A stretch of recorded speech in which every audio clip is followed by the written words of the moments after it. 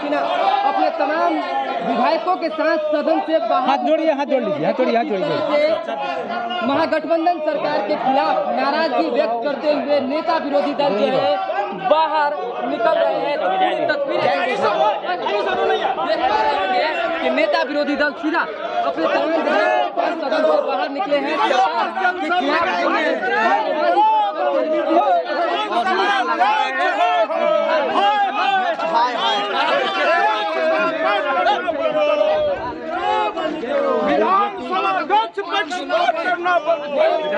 के खिलाफ विधानसभा अध्यक्ष पक्षपात करना बंद करो, सत्ता पक्ष गुंडागर्दी करना बंद करो, सत्ता पक्ष गुंडागर्दी करना बंद करो। डिप्टी सीएम हाय। कार्रवाई से हम नहीं डरते हैं। लोकतंत्र की हत्यारों से विजय सिन्हा कभी भयभीत नहीं होगा। मैं लोकतंत्र की रक्षा के लिए विषय उठाता हूं और इस विषय पर कार्रवाई करेंगे। जो बूथ से सदन को रौंदा है, तमाशा बना दिया पूरे बिहार को, आचार समिति का रिपोर्ट सभा पटल पर नहीं ला सके, अभी भी वो आचार समिति का रिपोर्ट पड़ा है, वही उप मुख्यमंत्री और उनके लोग हैं। है हिम्मत करने का। ये लोग जंगल राज के पुरोधा बन करके अगर जो आसन को प्रभावित करेंगे, आसन को निरपेक्ष होना चाहिए, आसन को लोकतंत्र के रक्षक के रूप में दिखाई पड़ना चाहिए।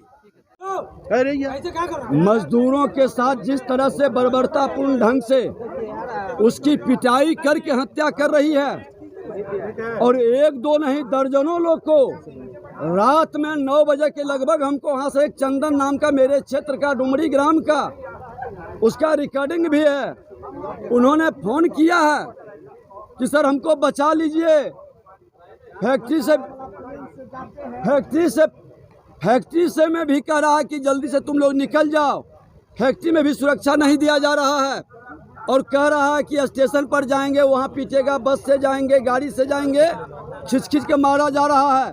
तो हमारी जिंदगी को बचा लीजिए। यही मांग को लेकर के आज हमने सदन में सरकार से उठाए और माननीय उप मुख्यमंत्री जी, संसदीय कार्य मंत्री जी तो जिलेबी मंत्री हैं, वो जिलेबे की तरह विषय घुमाते हैं, लेकिन उप मुख्यमंत्री ने उठ के कहा कि ये भ्रामक है, झूठा है। ये स्पेशल विमान से जाते हैं केक काटने, वहाँ पर भ्रष्टाचारियों की जामात के साथ मिल करके ये अपनी राजनीति चमका रहे हैं। और हमारा बिहार का बेटा, बिहार का मजदूर, बिहार का श्रमिक उसको पीट पीट कर मार रहा है, इनके मुंह से आवाज़ नहीं निकलती है।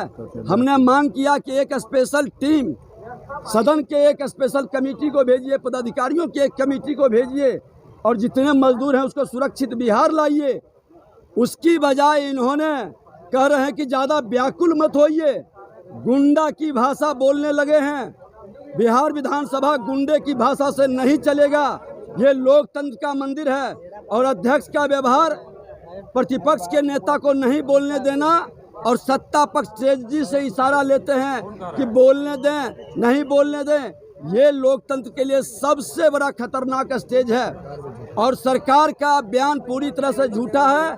वहाँ के डीजीपी का बयान पूरी तरह से झूठा, असत्य है। स्पेशल कमेटी यहाँ से जानी चाहिए और सरकार हमारे बिहार के मजदूरों का मान सम्मान के साथ उसको वापस लाए। उसकी 12 लोगों की जिसकी हत्या हुई है, उस परिवार को मुआवजा और उसको भी रोजगार का अवसर में प्राथमिकता मिले।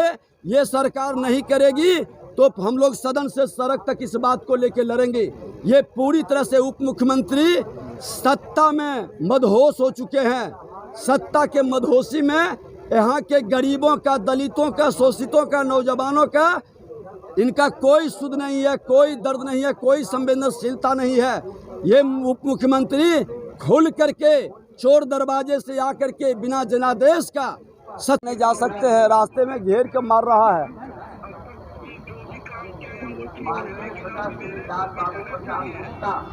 अब ये खुल करके इस तरह के सुरक्षा मांग रहा है और बिहार सरकार उसको सुरक्षित लाने में भी सक्षम नहीं है और बात को दाबने में लगा हुआ है।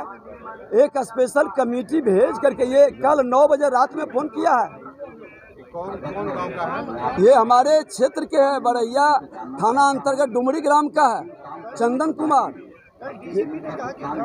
ये गलत है और आज सदन में बयान उप मुख्यमंत्री ने गलत दिया है। ये बिहार के मजदूरों श्रमिकों के प्रति ये अपमान है और 12 लोग जिसकी हत्या हुआ, एक स्पेशल कमेटी बना के इसकी जांच करे और भेजे, जो लोग बचे उसको सुरक्षित लाने की व्यवस्था बनाए। और व्याकुल शब्द का उपयोग कर करके ये अपमान करें, लोग मरेंगे, बिहार का बेटा, और प्रतिपक्ष चुप रहे। व्याकुल तो होना स्वाभाविक है, हर बिहारी व्याकुल है। सर, एक सवाल है कि आप मुख्यमंत्री के बारे में कह रहे हैं कि वो गलत कह रहे हैं, तो अगर सरकार नहीं सुन रही तो क्या इस पर केंद्र सरकार से कोई काम करेंगे आप लोग? ये त्रिपुर के अंदर बोले हम इसका अति, और इस तरह के कई वीडियो आया, कई लोगों को फोन आया है। सरकार से कोई बात करेंगे इस मामले? निश्चित तौर पर केंद्र सरकार से आज ही हम लोग बात करेंगे और बिहार सरकार इमीडिएट भेजे। हम लोग चुप नहीं बैठेंगे।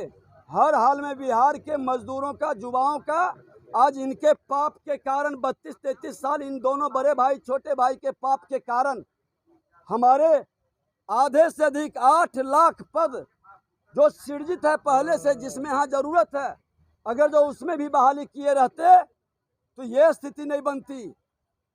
लेकिन इन्होंने बजट में भी प्रावधान नहीं किया। आज पलायन के लिए विवश है और जो बाहर गया उसकी जिंदगी बचाने में भी अक्षम है। ऐसी सरकार के विरोध में सदन से सड़क तक हम लोग लड़ेंगे।